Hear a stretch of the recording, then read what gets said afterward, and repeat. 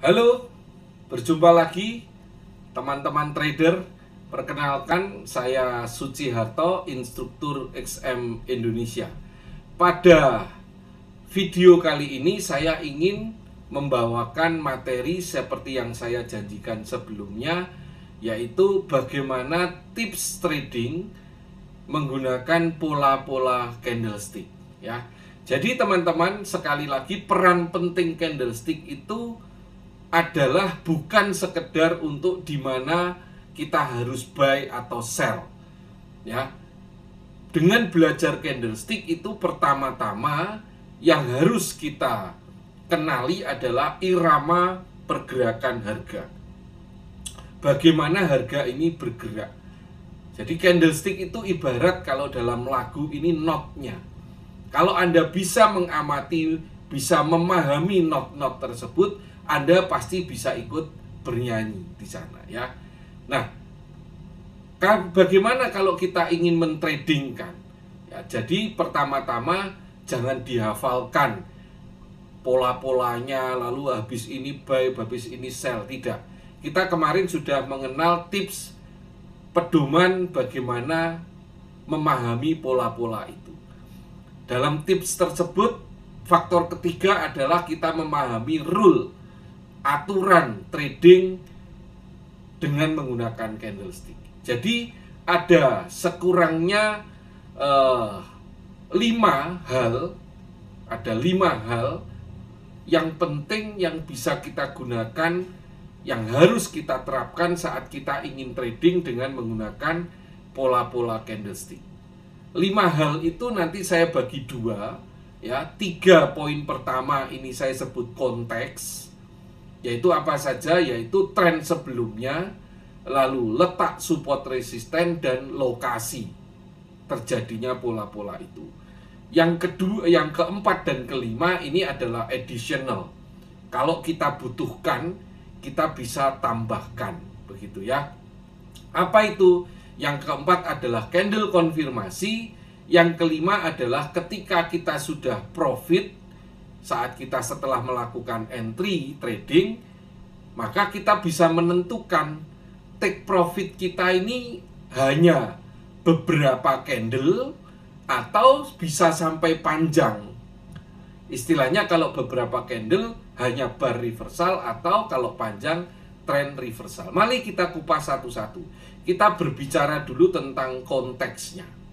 Konteks itu apa? Jadi ketika suatu pola itu muncul, pertama kali yang Anda harus lihat adalah bagaimana tren sebelumnya. Jadi misalkan muncul pola hammer, berarti Anda harus mendapatkan informasi tren sebelumnya ini mesti tren turun. Karena kalau model pola hammer ya, dengan shadow panjang di bawah, body kecil, kalau dia tidak diawali dengan pola tren turun, berarti dia bukan pola hammer sebetulnya. Jadi tren sebelumnya mesti kita amati. Tren sebelumnya itu bisa tren kuat. Jadi kalau sebelumnya tren turun panjang lalu muncul pola hammer, atau tren yang sedang lalu muncul pola hammer, atau trennya pendek atau dari ranging. Nah, ini berbeda sama sekali nanti ya. Jadi yang pertama, di mana tren sebelumnya seperti apa. Faktor yang kedua adalah di mana letak support resisten. Jadi misalkan Anda mendapatkan tadi konteksnya pertama tren turun, lalu muncul pola hammer. Oke, tren turunnya sedang saja. Nah, Anda perlu lihat di bawahnya ini ada support atau tidak. Anda bisa gunakan horizontal support atau support-support yang lain. Kalau tepat di bawah hammer itu ada support, apalagi dari support time frame yang besar, weekly atau daily misalkan, sedangkan Anda di H4, maka Anda mendapat seolah-olah konfirmasi bahwa pembalikan arah nanti akan terjadi. Ya, pembalikan arah akan terjadi. Jadi tren turun sudah dapat, lalu posisi di bawah ada support. Kalau supportnya agak jauh, hati-hati.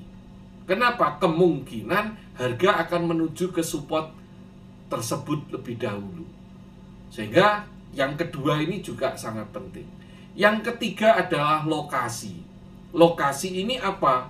Lokasi ini adalah letak terjadinya. Kalau tadi tren sebelumnya seperti apa, lalu support resisten, yang ketiga ini lokasi. Agak mirip dengan yang pertama, dengan tren sebelumnya, tetapi ini lebih spesifik. Jadi terjadinya ini di awal tren. Jadi lokasi itu menyangkut awal tren, atau tengah-tengah tren, atau ujung tren. Jadi kalau tren sebelumnya itu panjang, kemungkinan ini berada di ujung tren. Ya, kalau tidak terlalu panjang, misalkan Anda bisa gunakan Fibo forecast dan lain-lain untuk menentukan kematangan tren. Kapan-kapan saya sajikan juga ya tipsnya. Jadi Anda bisa lihat, wah ini agak di tengah tren. Namun ada support yang dekat, support besar yang dekat. Anda juga mendapatkan konfirmasi. Jadi kalau semua confirm dari 3 ini, Anda boleh lakukan buy misalkan. Kalau tadi polanya hammer. Jadi ingat tren sebelumnya, support resisten di mana, lokasinya juga di mana.